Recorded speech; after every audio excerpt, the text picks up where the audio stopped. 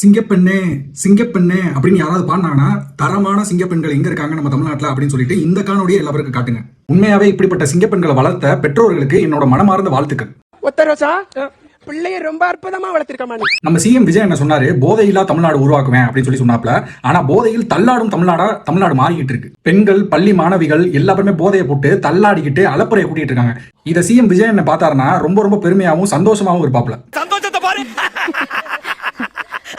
ஒரு காலகட்டத்தில் ஆண்கள் தான், அதாவது 99% ஆண்கள் போதையை போட்டு அலப்பறையை கூட்டிட்டு இருப்பாங்க. ஆனா இப்ப பார்த்தோம்னு வச்சுக்கோங்க 50-50 ஆயிடுச்சு. அதாவது பாகுபாடு இன்றி ஈக்குவாலிட்டி வந்து கொண்டு வந்துட்டாங்க. ஆண்கள் தான் குடிப்பாங்களா, ஆண்கள் தான் போதையை போடுவாங்களா, அலப்பறையை கூட்டுவாங்களா, நாங்களும் அலப்பறையை கூட்டுவோம்ல அப்படின்னு சொல்லி களத்துல இறங்கி பெண்கள் வந்து செம்மையா பண்ணிட்டு இருக்காங்க. இப்ப நடக்கிற ஆட்சியில நம்ம தமிழ்நாட்டுல சிங்க பெண்கள் நிறைய பேர் இருக்காங்க. ஆனா இப்படி ஒரு அசிங்கமான கேவலமான பெண்கள் இருக்கிறதுனால அந்த சிங்க பெண்கள் மேலையும் தவறான அவப்பெயர் வந்து வந்துட்டு இருக்கு. இப்படிப்பட்ட கேவலமான ஜென்மங்கள் இருக்குல்ல, இந்த பெண்கள்லாம் பெண்களோட இனத்துக்கே சாபக்கேடுன்னு தான் நான் சொல்லுவேன். மக்களே, இது 100 நாள் ஆட்சியில நடந்த ட்ரெய்லர் மட்டும்தான். இன்னும் இருக்கு வருஷ கணக்குல.